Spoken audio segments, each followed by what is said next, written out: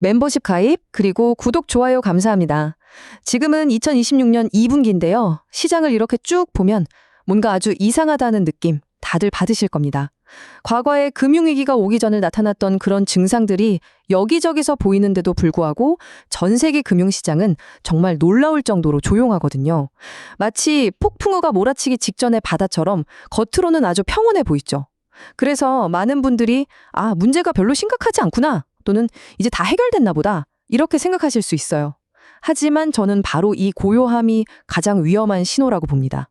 오늘 이 분석을 통해 제가 여러분께 보여드릴 핵심은 바로 이겁니다. 위기가 사라진 게 아니에요. 위기가 드러나는 방식, 그 본질 자체가 완전히 바뀌었다는 겁니다. 그리고 그 조용한 수면 아래에서는 우리가 알던 금융 시스템이 무너지고 완전히 새로운 시스템이 그 자리를 차지하는 엄청난 지각 변동이 이미 시작되고 있다는 사실이죠. 자, 이제부터 그 숨겨진 진실을 하나씩 파헤쳐 보겠습니다. 네, 바로 이 슬라이드가 지금 상황을 가장 정확하게 보여줍니다. 2008년 리먼 브라더스 사태 한번 떠올려 보세요. 그건 뭐랄까, 빙산에 보이는 부분, 그러니까 모두가 볼 수 있는 공모 시장에서 빵 하고 터진 거였어요. 은행 대차대조표나 상장 주식처럼 매일같이 가격이 매겨지고 투명하게 공개되는 시장에서 문제가 생기니까 그 충격이 즉각적인 폭발, 그리고 연쇄 붕괴로 이어진 거죠. 하지만 2020년의 위기는 그 성격이 완전히 다릅니다. 위험이 사라진이 아니라 2008년 이후에 강력한 규제를 받게 된 은행들을 피해서 빙산에 보이지 않는 거대한 아랫부분, 바로 3호 신용시장이나 비은행 금융기관 같은 말 그대로 은행이 아닌 금융회사들이 있는 깊은 바닷속으로 숨어들었습니다. 이 시장의 가장 큰 특징이 뭐냐? 바로 불투명성입니다. 자산 가격이 매일매일 시장가로 평가되는 게 아니라 분기별로 혹은 1년에 한 번씩 펀드 매니저가 자체적으로 평가하는 장부가 뒤에 손실이 숨겨지는 거죠. 그렇기 때문에 위기는 겉으로 터지지 않고 마치 보이지 않는 암세포처럼 조용히, 그리고 아주 깊숙이 골마가고 있는 겁니다. 그래서 우리는 스스로에게 이 질문을 던져야만 합니다. 지금 우리가 느끼는 이 평온함, 과연 진짜일까요? 아니면 거대한 폭풍이 오기 전에 우리를 속이는 그런 기만적인 고요함일까요? 겉으로는 잠잠해 보이지만 보이지 않는 곳에서 금융 시스템의 근간을 뿌리부터 뒤흔들고 있는 진짜 문제는 과연 무엇일까요? 이 질문에 대한 답을 찾아가는 것이 오늘 분석의 여정이고 결국 여러분의 자산을 지키는 첫걸음이 될 겁니다. 자, 이제 그 조용한 붕괴가 실제로 일어나고 있다는 명백한 증거들을 하나씩 살펴보도록 하겠습니다. 도미노는 이미 넘어지기 시작했습니다. 다만 우리가 그 소리를 듣지 못하도록 아주 두꺼운 방음벽 뒤에서 벌어지고 있을 뿐이죠. 자, 이 표를 아주 자세히 한번 들여다보시죠. 이게 바로 조용한 위기의 가장 명백하고 충격적인 증거입니다. 블루아울 캐피탈, 블랙록, 클래프워터, 이름만 들어도 다 아는 세계 최대 규모의 3호 신용 펀드들이 지금 일제히 투자자들이 돈을 돌려달라고 하니까 환매 제한이라는 비상 셔터를 내리고 있어요. 예를 들어서 첫 번째 줄 블루아울 펀드를 한번 보세요. 전체 펀드 자산의 무려 40.7%에 달하는 엄청난 금액의 환매 요청이 들어왔지만 실제로 투자자에게 내준 돈은 고작 5%에 불과합니다. 이게 뭘 의미할까요?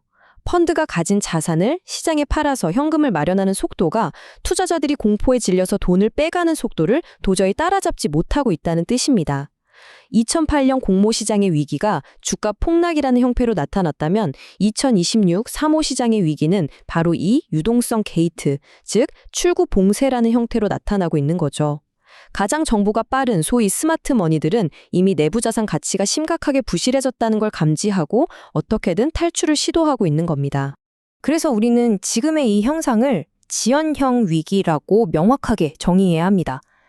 즉각적으로 꽝 하고 폭발하는 위기가 아니라 비유동 자산, 장부회계, 회계, 그리고 방금 보신 환매 제한이라는 이 세 가지 장치 때문에 손실의 인식이 계속 뒤로 미뤄지고 가격 반영은 늦어지고 출구는 막혀있기 때문에 문제가 수면 아래에서 점점 더 거대하게 커져가는 형태의 위기. 지금 시작이 안전해서 조용한 게 아니라 붕괴의 속도가 인위적으로 억제되고 있을 뿐이라는 사실을 우리는 정확하게 이해해야 합니다. 그렇다면 도대체 이런 문제는 왜 발생했을까요? 단순히 경기가 좀 나빠지고 금리가 높아서 벌어지는 그런 일시적인 현상이 아닙니다. 훨씬 더 깊은 곳에는요, 20세기에 만들어진 낡은 금융 시스템과 21세기의 새로운 자산이 서로 부딪히면서 발생하는 근본적인 모순과 충돌이 자리 잡고 있습니다. 이 슬라이드가 그 충돌의 본질을 아주 완벽하게 설명해 줍니다. 현재 우리가 사용하는 금융 시스템은 기본적으로 3세대 운용체제라고 볼 수 있어요. 사람이 직접 인지하고 서류를 검토하고 분기 단위로 실적을 평가하는 아주 느리고 불투명한 시스템이죠. 이 시스템은 과거의 제조업 공장이나 부동산 같은 눈에 보이는 실물 자산을 다루는 데는 아주 잘 맞았습니다. 하지만 지금 막대한 자본이 흘러가고 있는 곳은 AI, SaaS, 클라우드 같은 4세대 자산들이에요. 이 자산들의 특징이 뭘까요? AI 기반으로 가치가 실시간으로 변동하고 기술은 기하급수적으로 진화하고 모든 게 실시간 데이터로 연동됩니다. 즉, 빠르고 투명하고 코드 기반인 4세대 자산을 느리고 불투명하고 인간의 판단에 의존하는 3세대 금융 OS라는 낡은 그릇에 억지로 담으려고 하니까 그릇이 깨질 수밖에 없는 거죠. AI가 위기를 만든 게 아니라 AI와 같은 새로운 기술 산업의 엄청난 속도가 기존 금융구조의 낡고 취약한 뼈대를 남김없이 폭로하고 있는 겁니다. 이 강력한 한마디가 문제의 본질을 정확히 꿰뚫고 있습니다. 세계적인 자산운용사 아폴로의 존 지토가 뭐라고 했냐면 3호 신용시장의 핵심 투자처 중 하나인 B2B 사스 기업 대출의 장부 가격, 즉 마크가 전부 잘못되었을 수 있다고 공개적으로 경고한 겁니다. 과거에 97%에서 99%에 달하는 경이로운 고객 유지율을 자랑하면서 안정적인 현금 흐름의 대명사로 여겨졌던 사스 기업들의 환상이 깨지고 있다는 거죠. 실제로는 원금 회수율이 채권 액면가의 20에서 40% 수준에 불과할 수 있다는 충격적인 분석까지 나오고 있어요. 이건 단순히 돈을 빼기 어렵다는 유동성의 문제를 넘어섭니다. 애초에 우리가 믿고 있던 자산의 가치평가 자체가 거대한 착각과 허상 위에 서 있을 수 있다는 훨씬 더 근본적이고 심각한 문제임을 시사하는 대목입니다. 특히 AI 인프라 분야는 이 시스템적 모순이 가장 극적으로 응축되어서 드러나는 곳입니다. 이 그림의 순환 구조를 한번 따라가 보시죠. 1단계, GPU 독점 기업인 엔비디아가 코어 위브 같은 클라우드 스타트업에 전략적 투자를 합니다. 2단계, 그 스타트업은 투자받은 돈으로 다시 엔비디아의 최신 GPU를 대량으로 구매하죠. 그리고 3단계, 그 비싼 GPU를 담보로 3호 신용펀드에서 또다시 막대한 자금을 대출받습니다. 겉으로 보기에는 AI 산업이 폭발적으로 성장하는 것처럼 보이지만 그 실상은 자기 자본으로 매출과 수요를 인위적으로 만들어내는 위태로운 순환출자 구조에 가깝습니다. 이 구조의 가장 치명적인 결함은 담보로 잡힌 GPU가 스마트폰처럼 매년 그 가치가 급격하게 하락하는 자산이라는 점이죠. 이 위태로운 피라미드는 지금 3호 신용시장에서 쏟아져 들어오는 막대한 자금으로 아슬아슬하게 유지되고 있는 겁니다. 그래서 AI 데이터 센터의 붕괴는 이 5단계 시나리오를 따라갈 가능성이 매우 높다고 봅니다. 먼저 경쟁이 심해지면서 데이터 센터의 현금 흐름이 불확실해지고요. 그 다음엔 GPU의 중고 가격이 폭락하면서 대출 기관들이 장부를 상각하기 시작합니다. 현금이 마른 AI 기업들은 비싼 임대 계약을 파기할 거고 데이터 센터 소유주들은 만기가 돌아온 대출을 재융자하는 데 실패하겠죠. 결국 범용 클라우드로 전환할 수 없는 맞춤형 데이터 센터와 구형 GPU들은 아무도 사지 않는 쓸모없는 좌초 자산, 말 그대로 고철덩어리로 전락하게 되는 겁니다. 이것이 바로 낡은 금융 시스템이 4차 산업 자산의 리스크를 제대로 평가하지 못할 때 벌어지는 필연적인 붕괴의 과정입니다. 자, 여기까지 들으시면 굉장히 암울하게 느껴지실 겁니다. 사방이 지뢰밭 같죠? 하지만 이제부터 이야기의 관점을 완전히 바꿔보겠습니다. 이 모든 상황을 금융 시스템을 감독하는 규제 당국은 과연 어떻게 보고 있을까요? 놀랍게도 그들은 이걸 단순히 막아야 할 위기로만 보는 게 아니라 낡은 시스템을 허물고 새로운 시스템으로의 진화를 유도할 절호의 기회로 보고 있습니다. 그렇습니다. 지금 벌어지고 있는 일은 단순한 사모펀드 몇 개의 위기가 아니에요. 이건 낡고 불투명한 3차 산업시대의 금융 시스템이 도태되고 투명하고 효율적인 4차 산업시대의 금융운영체제가 새롭게 탄생하는 과정에서 겪는 거대한 구조적 산통입니다. 과거의 시스템은 인위적인 환매 제한, 분기 단위의 느린 평가, 그리고 소수 전문가의 오만에 기댄 불투명한 구조였죠.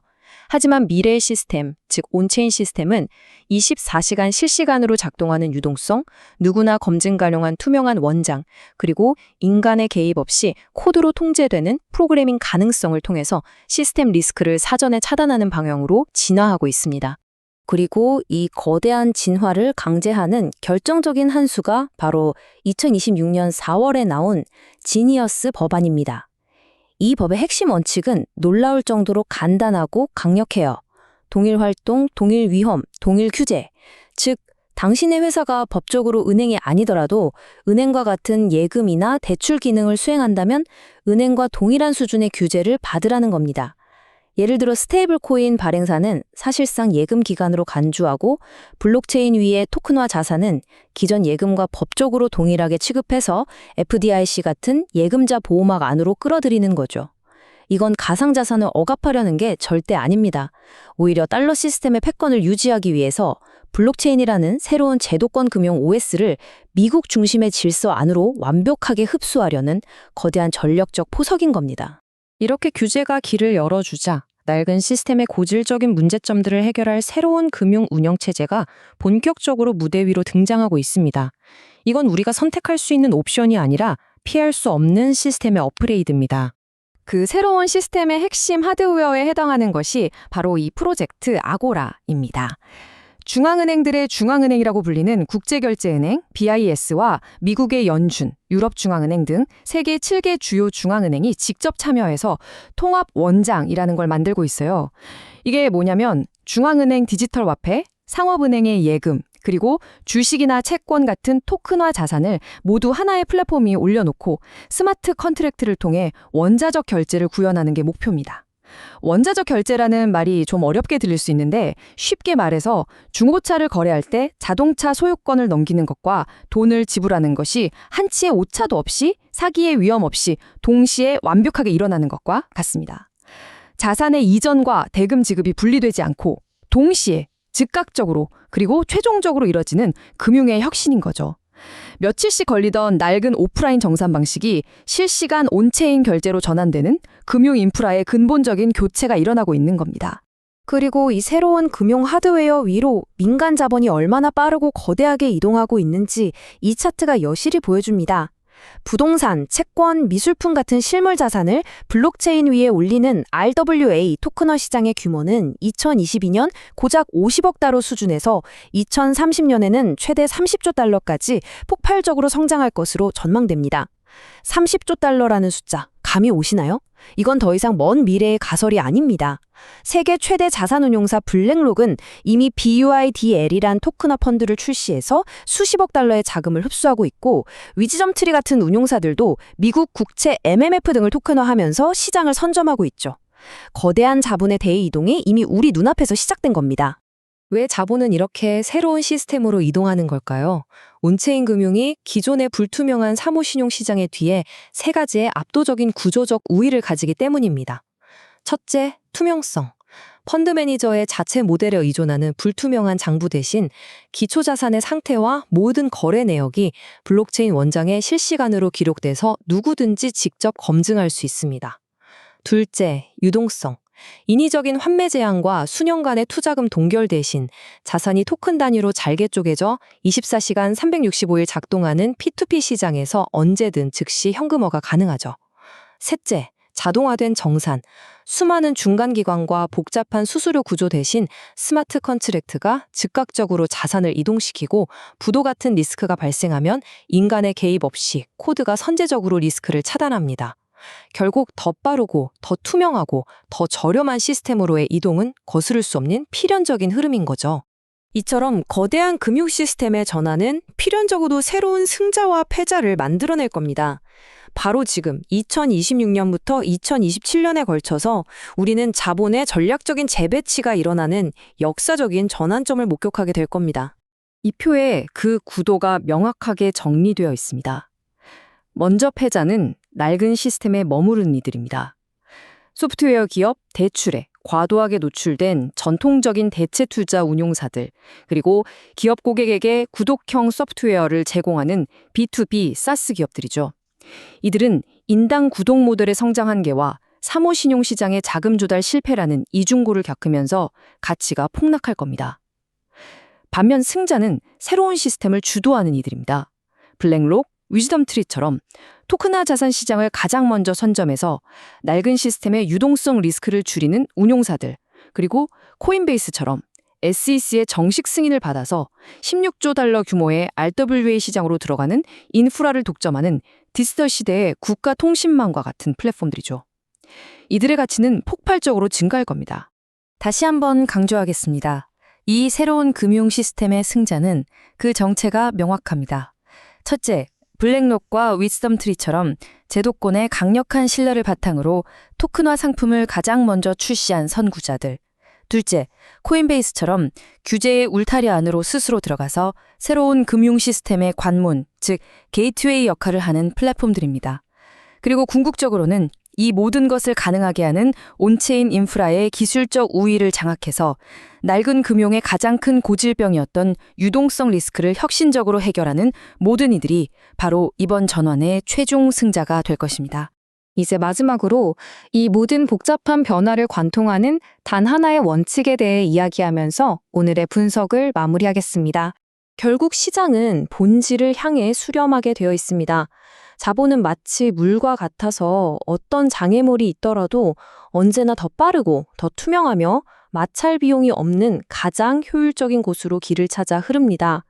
지금 벌어지고 있는 모든 혼란과 소음은요, 지연된 위기를 품고 있는 낡은 오프체인 사모시장의 잠재력이 다하고 제도권의 틀 안에서 4차 산업시대의 자산을 안전하고 효율적으로 담아낼 유일한 대안인 온체인 실물자산 시스템으로 거대한 자본이 재배치되어야 할 시점이 왔다는 것을 알리는 신호입니다.